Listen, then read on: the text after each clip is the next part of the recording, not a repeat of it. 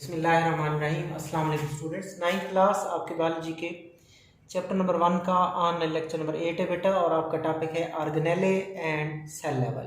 ठीक है, तो इसमें आपने आज ऑर्गेनेले के बारे में सीखना है और बाद में सेल के बारे में सीखना है। तो स्टार्ट करते हैं आपका ऑर्गेनेले और सेल का level. Biomolecule assemble in a particular way, कि बायोमॉलिक्यूल असेंबल होते हैं, असेंबल का मतलब इकट्ठे होते हैं, इन ए पार्टिकुलर वे एक ख़ास तरीके से, एंड फॉर्म ऑर्गेनेले, और क्या बना देते हैं, ऑर्गेनेले बना देते हैं। तो इसका मतलब ऑर्गेनेले किसने बनाए, बायोमॉलिक्यूल्स ने बनाए, बायोमॉलिक्यूल्स ने ऑर्गेनेले बनाए, बायोमॉलिक्यूल्स ने ऑर्गेनेले बनाए। कैसे बनाए, biomolecule assemble in a particular way and form organelle, कि बायोमॉलिक्यूल मखसूस तरीके से इकट्ठे होकर ऑर्गेनेले बना देते हैं। द ऑर्गेनेले आर एक्चुअली सब सेलुलर स्ट्रक्चर, ये ऑर्गेनेले हकीकत में क्या होती हैं बेटा, सब सेलुलर स्ट्रक्चर्स होती हैं। ऑर्गेनेले हकीकत में क्या होती हैं, सब सेलुलर स्ट्रक्चर्स होती हैं। एंड व्हेन दे असेंबल, और ये जब ऑर्गेनेले मिलते हैं टुगेदर, असेंबल टुगेदर, जब ये इकट्ठे मिलते हैं, unit of life, unit of life यानी कि सेल्स आर फॉर्म्ड, तो क्या बन जाते हैं, सेल बन जाते हैं। सिंपल, बायोमॉलिक्यूल इकट्ठे होकर ऑर्गेनेले बनाते हैं, और इकट्ठे होकर, और बायोमॉलिक्यूल इकट्ठे होकर ऑर्गेनेले बनाते हैं, और ऑर्गेनेले इकट्ठे होकर क्या बना देते हैं, सेल बना देते हैं। मॉलिक्यूल से बनता है ऑर्गेनेले, ऑर्गेनेले से बनता है सेल, और सेल क्या है, यूनिट ऑफ लाइफ, जिंदगी की इकाई। बेटा कि अगर आपसे एमसीक्यू पूछे यूनिट ऑफ लाइफ कौन है, जिंदगी की इकाई कौन है, तो आप कहेंगे सेल जिंदगी की इकाई है, सेल जिंदगी की इकाई है। तो ये आपने देखा, मैं आपको समझा देता हूँ। अब बेटा इसको समझ लें। सबसे पहले होते हैं सब एटॉमिक पार्टिकल, सब एटॉमिक पार्टिकल, इलेक्ट्रॉन, प्रोटॉन और न्यूट्रॉन, इनको कहते हैं सब एटॉमिक पार्टिकल। एटम से छोटे पार्टिकल, ये आपस में मिलते हैं तो बनता है बेटा एटम।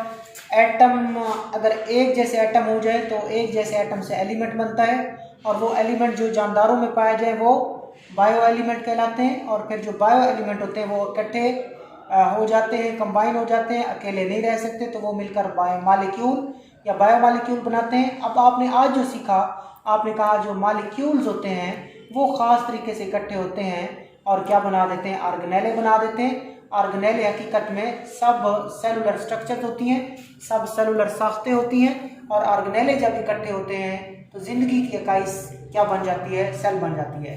तो सब एटॉमिक पार्टिकल से एटम, एटम से एलिमेंट, एलिमेंट से मॉलिक्यूल, मॉलिक्यूल से ऑर्गेनेले, और ऑर्गेनेले से सेल। और ऑर्गेनेले क्या होती हैं, सब सेलुलर स्ट्रक्चर, ऐसी स्ट्रक्चर हैं जो सेल से छोटी होती हैं, और इन्हीं से क्या बनता है, सेल बनता है। और सेल क्या है, यूनिट ऑफ लाइफ है, जिंदगी की इकाई है।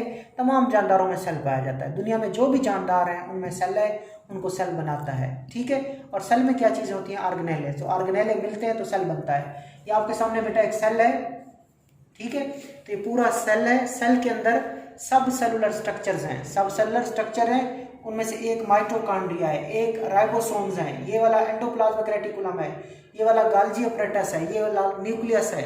सो सेल के अंदर जो साख्तें पाई जाती हैं उनको ऑर्गेनेले कहते हैं। और जब वो सारी मिल जाती हैं, ये सारी मिल जाती हैं, तो क्या बन जाता है, यूनिट ऑफ लाइफ यानी कि सेल बन जाता है।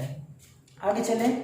Each type of organelle is specialised to perform specific function. मैंने एक माइटोकॉन्ड्रिया दिखाया आपको, इसका अपना काम होगा, राइबोसोम का अपना काम, एंडोप्लाज्मिक रेटिकुलम का अपना काम, न्यूक्लियस का अपना काम, गाल्जी अपरेटस का अपना काम होगा। सो ईच टाइप ऑफ ऑर्गेनेले, हर किस्म का ऑर्गेनेले इज स्पेशलाइज, मखसूस होता है, टू परफॉर्म स्पेसिफिक फंक्शन, एक खास काम करने के लिए, यानी कि एक ऑर्गेनेले एक खास काम करने के लिए मखसूस होता है। For example, mitochondria are specialise for cellular respiration. मिसाल के तौर पर ये जो माइटोकॉन्ड्रिया है, इसके अंदर कौन सा अमल होता है, सेलुलर रेस्पिरेशन का अमल होता है। अब ये अमल क्या होता है बेटा, ये एक ऐसा अमल है जिसमें खुराक को तोड़ा जाता है, जिसमें खुराक ग्लूकोज होती है, उसको ऑक्सीजन की मौजूदगी में तोड़ा जाता है, कार्बन डाइऑक्साइड बनती है, वाटर बनता है, और एनर्जी बनती है। क्या बनती है, एनर्जी। तो ऐसा अमल रेस्पिरेशन कहलाता है, सेलुलर रेस्पिरेशन कहलाता है। और सेलुलर रेस्पिरेशन का अमल माइटोकॉन्ड्रिया में होता है।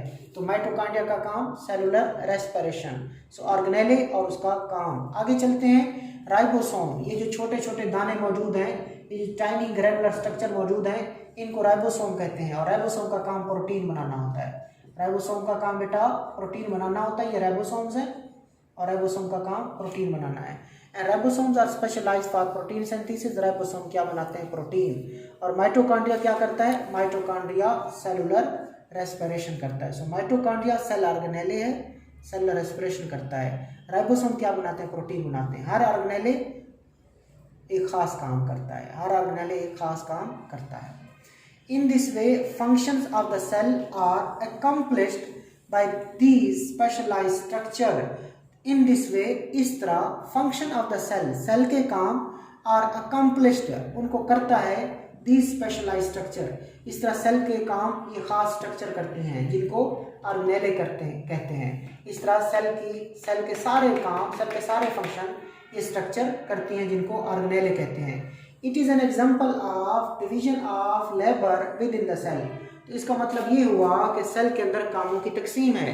गाल्जी अपरेटस रतूबतें बनाएगा, न्यूक्लियस विरासत को कंट्रोल करेगा, एंडोप्लाज्मिक रेटिकुलम एक रफ होता है वो प्रोटीन बनाता है, स्मूथ एंडोप्लाज्मिक रेटिकुलम जो होता है लिपिड का मेटाबॉलिज्म करता है, ठीक है, चीज़ों को ट्रांसपोर्ट करता है, चीज़ों को डिटॉक्सिफाई करता है, राइबोसोम प्रोटीन बनाते हैं, माइटोकॉन्ड्रिया एरोबिक या सेलुलर रेस्पिरेशन करता है।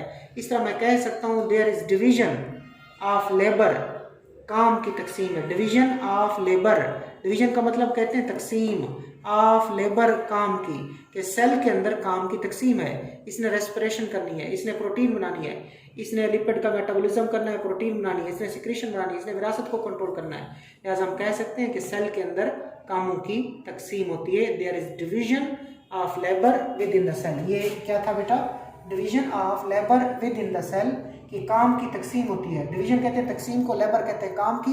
With in the cell, cell के अंदर काम की तकसीम होती है। इसका मतलब क्या है कि सेल के अंदर जो ऑर्गेनेले मौजूद है वो एक खास काम करते हैं। In case of prokaryotes and most protist the entire organism consist of a single cell. जो प्रोकैरियोट्स होते हैं बेटा, प्रोकैरियोट वो जानदार होते हैं जिनमें प्रोकैरियोटिक सेल पाया जाता है। जो प्रोकैरियोट्स होते हैं और मोस्ट प्रोटिस्ट्स जो होते हैं उनमें एंटायर ऑर्गेनिज्म यानी कि पूरा जानदार सिंगल सेल पर मुश्तमिल होता है, सिंगल सेल पर मुश्तमिल होता है। सो मोस्ट प्रोटिस्ट्स के अंदर और सारे प्रोकैरियोट्स के अंदर, प्रोकैरियोट सारे, प्रोटिस्ट भी ज़्यादातर, उनका जो जिस्म होता है जानदार का वो सिर्फ एक सेल पर मुश्तमिल होता है। अब प्रोकैरियोट्स क्या है बेटा? दुनिया में कुछ जानदार होते हैं उनके अंदर प्रोकैरियोटिक सेल पाया जाता है। कुछ जानदारों में कौन सा सेल पाया जाता है? प्रोकैरियोटिक सेल पाया जाता है। जिन जानदारों में प्रोकैरियोटिक सेल हो वो प्रोकैरियोट्स कहलाते हैं। अब प्रोकैरियोटिक सेल कौन सा होता है? वो सेल होता है जिसमें वाज़े न्यूक्लियस नहीं होता, जिसमें वाज़े न्यूक्लियस नहीं होता। ऐसा सेल जिसमें वाज़े न्यूक्लियस ना हो, ऐसे सेल को प्रोकैरियोटिक सेल कहते हैं।